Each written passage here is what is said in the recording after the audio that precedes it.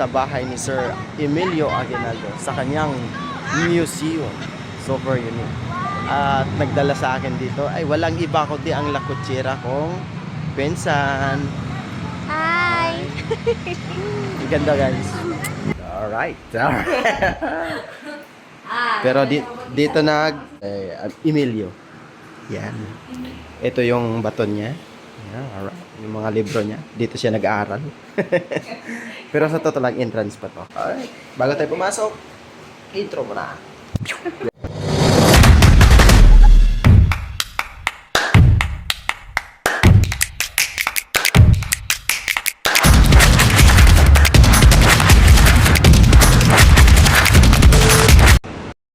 So sa entrance pa lang ng kanyang museum guys, makikita nyo ang kanyang mga libro na naka-display mismo sa harap. Yan. Pero hindi nyo pwedeng galawin yan. Kahit sa sobrang tagal na po guys, makintab at makinis pa rin ang kanyang mga libro dahil napangalagaan po ito. Kung ibibita to kay Bustoyo, mahal na siguro to. Joke. Statue ni Idol Emilio Aguinaldo. Ito yung mga sandata niya nung ginamit yung sinaunang panahon. Tapos ito yung buta niya.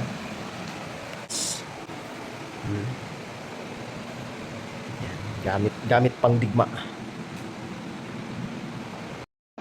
So yun guys, pati pag travel niya papuntang Hong Kong mula sa Biak na Bato, sinusulat niya pa rin dyan.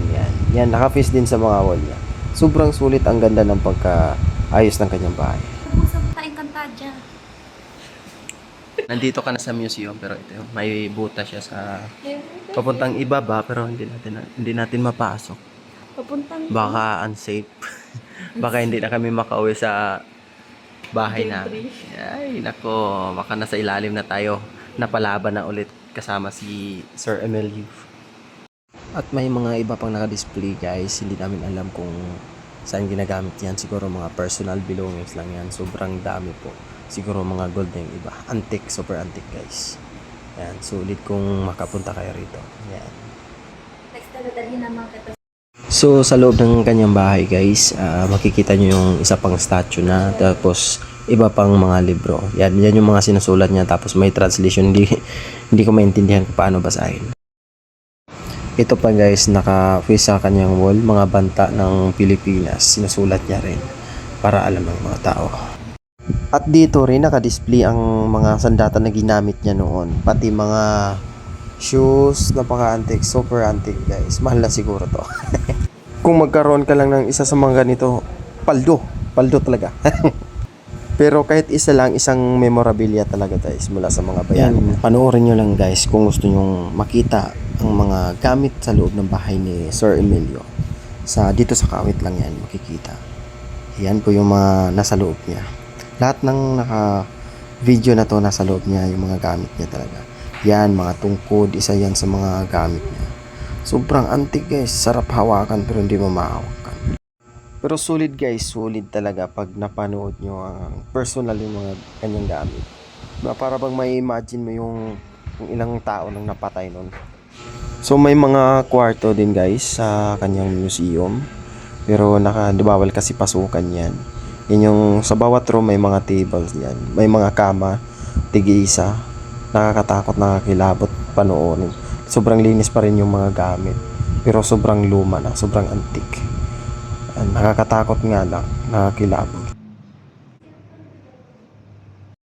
At ito rin ang silid tulugan ni General Aguinaldo guys.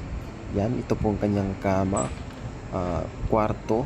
Yan, nakaka-excite panoorin sa loob. Tapos may Pilipiniana pa sa kanyang asawa siguro yan. Tapos may mga naka-frame pa. Yan, mula sa kanyang kwarto guys, diretso na yan sa sala or tanggapan ng mga tao. Walang pinto-pinto guys, diretso makikita mo kaagad ang labas. Yan po yun sa mga naka-display kapamilya niya. Then, yan po yung kabuuan. Ito rin yung theater or music area.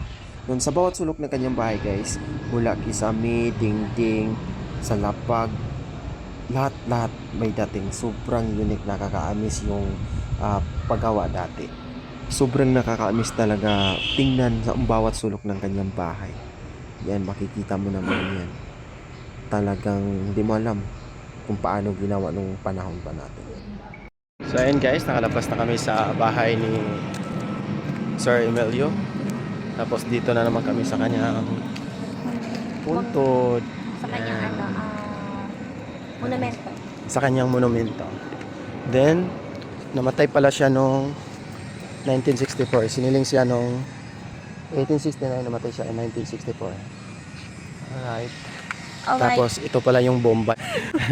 Ito yung mga kanyon niya pala, nakapalibot sa bahay niya. Paus ako dun ah.